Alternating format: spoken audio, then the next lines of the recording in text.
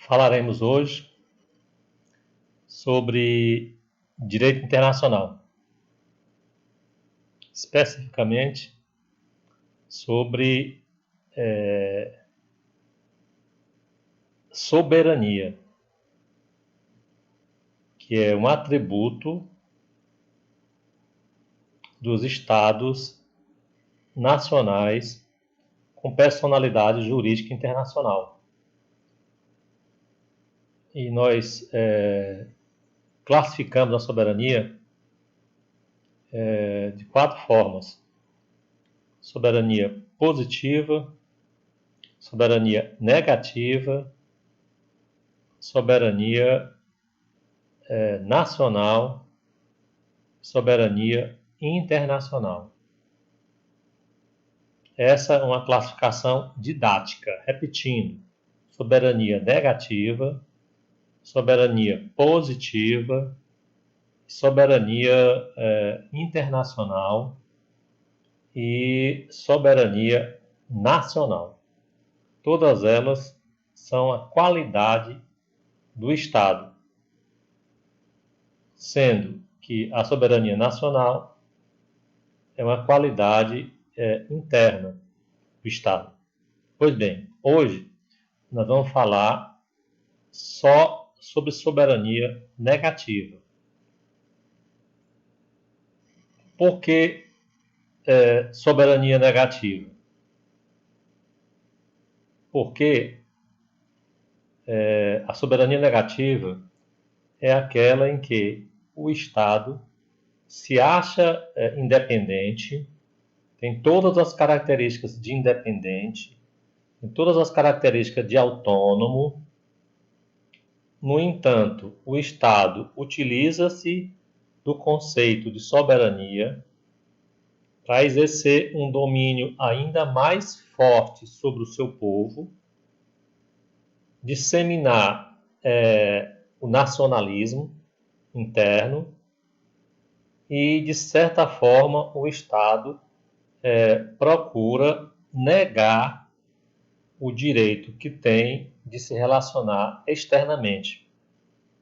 Na soberania negativa, o Estado se acha absoluto, se acha independente, mas, de certa forma, se reserva no direito de estabelecer fronteiras rígidas de locomoção de pessoas, de bens, sobre o atributo de que é um Estado soberano e de que, nesse caso, não deve aceitar regras internacionais sobre qualquer espécie.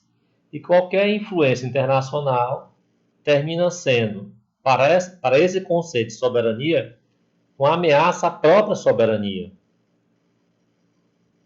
A soberania negativa, ela nasceu ainda nos estados feudais, ou melhor, com o senhor feudal, onde o senhor feudal não aceitava em nada que seus vassalos pudessem obedecer outra lei, ou outra regra, ou outra cultura que não fosse a cultura do próprio feudo.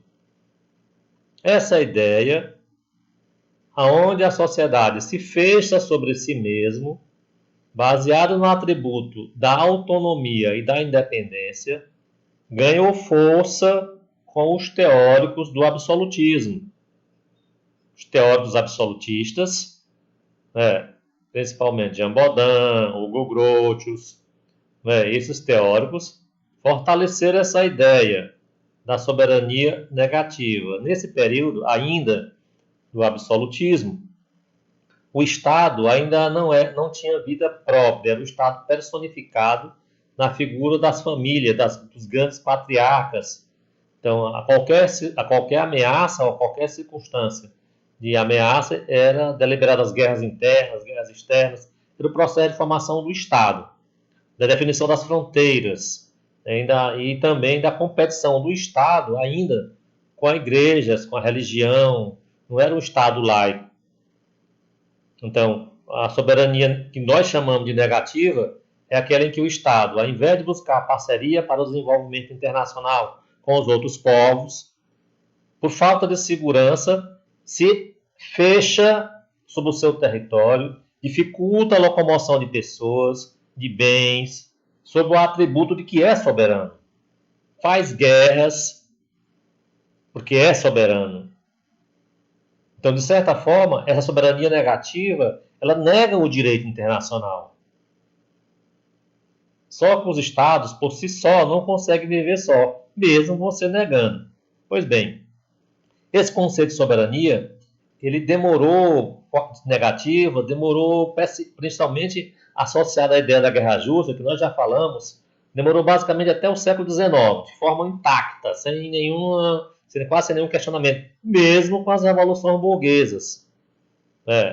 Na Europa, na América, com os Estados Unidos e com a independência da América Latina, e na própria Europa, com os movimentos revolucionários na França, e depois no século XIX se espalhou. Mesmo com a burguesia chegando ao poder, esses conceitos ainda de soberania, onde o Estado devia ser independente para se fechar, os próprios Estados Unidos, ao se tornar independentes, eles adotaram a teoria do isolacionismo, ou seja, que os Estados Unidos deveriam se isolar em relação à Europa para que os Estados Unidos pudessem se desenvolver, porque os Estados Unidos não teriam condições de competir com quem? Com a sua pátria mãe, que era a Inglaterra, que já era industrializada. Então, o Congresso americano adotou a chamada política do isolacionismo em relação à Europa e do intervencionismo em relação aos países, principalmente da América Central. Certo? Então, ele adotou uma política dúbia aos Estados Unidos.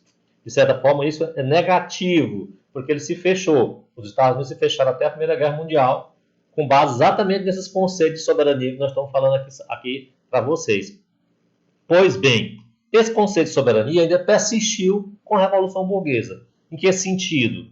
Na época do mercantilismo, era a época do protecionismo, da economia protecionista, onde o Estado concorrente era um inimigo em potencial. O outro Estado não é um parceiro. O outro Estado é o quê? É um concorrente. E assim sendo, o que é que acontece? Eu tenho um inimigo externo iminente. Então, isso nós classificamos de quem? De uma situação negativa para os dois lados, porque meu vizinho é meu concorrente e meu inimigo, certo? Mesmo já no mundo civilizado, já no mundo da industrialização, entendeu? Então a concorrência de mercado, por exemplo, a concorrência de mercados, ela foi uma concorrência inicialmente negativa. Por quê? Porque os estados que não eram industrializados tinham medo, ou receio de abrir seu mercado para quem? Para os estados industrializados. Sob a ameaça de que, se comprassem os produtos industrializados, ou se tornassem consumidores desses produtos, jamais se industrializariam, se tornariam permanentemente dependentes da industrialização. Dessa forma, o que eu vou fazer? Não vou comprar os produtos industrializados. Eu vou encontrar uma forma de me desenvolver até encontrar uma maneira, certo, de me tornar igual ao meu concorrente. Que foi mais ou menos assim que fizeram os Estados americanos no início e vários países fizeram. Né?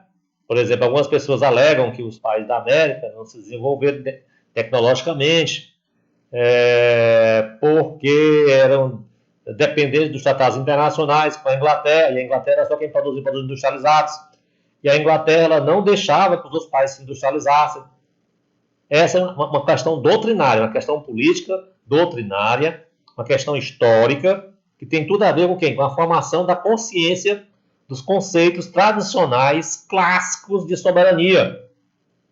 Dessa forma, nós classificamos isso de quem? Soberania negativa. Na realidade, a soberania negativa é uma negação do direito que eu tenho de comercializar, de conviver com as regras internacionais, certo? Sob o argumento da soberania, de que se eu mantiver relações internacionais, eu vou sair derrotado. E assim sendo, é melhor eu não negociar, é melhor me fechar. Entenderam? Esse conceito de soberania negativa, pessoal, foi muito absorvido pelos estados totalitários já no século XX. E alguns estados ainda hoje adotam esse conceito de soberania negativa. Como é o caso de quem? De Cuba, como é o caso da Venezuela, alguns estados, a Coreia, né, a própria China adota ainda esse conceito, alguns estados islâmicos que passam a ter os Estados Unidos e a desenvolver no seu povo os Estados Unidos ou os países ricos como potencial inimigo. Para assim sendo, eu uso o conceito de soberania para continuar sobrevivendo. Porque se eu tiver relações internacionais com esses países, eu vou ter grande dificuldade de continuar a minha independência. Então, esse é um conceito que, de certa forma, termina sendo absorvido pelas elites tradicionais, que desenvolvem essa doutrina entre o povo, e o povo aceita, inclusive, em alguns casos, aceitam até ficar na miséria, né, sob o argumento de que é melhor ficar na miséria, mas ser independente. Nós somos pobres, mas vocês são independentes, não aceitaremos a submissão de nenhum outro povo. Já falei aqui em aulas passadas sobre o filósofo Hegel, alemão, grande teórico do direito, grande pensador do direito, que ele diz que a maior satisfação de um povo é saber que tem um governo independente, que é uma nação independente, que o atributo maior desse povo é lutar por essa independência, por essa autonomia, por essa soberania. Né? Então, essa concepção faz com que os chefes de estados usem esse povo para se fechar contra o direito internacional, sob a alegação de que se abre o mercado, se abre a circulação de pessoas, se abre a circulação de bens, esse povo está ameaçado. Então, a soberania é uma garantia de independência, e é a garantia de independência, certo? Mas não dessa forma, porque o direito internacional ele assegura a independência dos povos, do Estado. O Estado é garantido a sua independência por meio do direito internacional. Não é o direito nacional que assegura a soberania dos povos. Agora, quem governa cria conceitos de governar, terminam criando conceitos jurídicos, certo? Então, esse conceito jurídico nós chamamos de conceito jurídico negativo, ou seja, soberania negativa. Repetindo, é aquela em que o Estado, ao invés de abrir a sua economia, o seu mercado, se fecha para o mundo sob a alegação de que não tem capacidade de concorrer livremente com os outros mercados. E assim justifica isso em relação a quem? Ao seu povo. Olha, se nós mantivermos relações internacionais, vão acabar com a nossa cultura, com a nossa economia, com a nossa tradição, né? Ou seja, vamos ficar isolado. Ninguém tem nada a ver com a gente, certo? Então, soberania não é essa ideia negativa de que ninguém tem nada a ver com a gente. Vivemos da forma que nós queremos, certo? Entendeu? Por isso é que nós somos soberanos. Aí, como é que nós chamamos essa soberania? Negativa, certo? Nas aulas seguintes, eu vou falar sobre a soberania positiva, a soberania internacional, soberania nacional. Esses conceitos, pessoal, faz parte da nossa próxima dissertação, do nosso próximo livro que estamos constituindo e será lançado já no segundo semestre sobre direito internacional. Tá? Bom.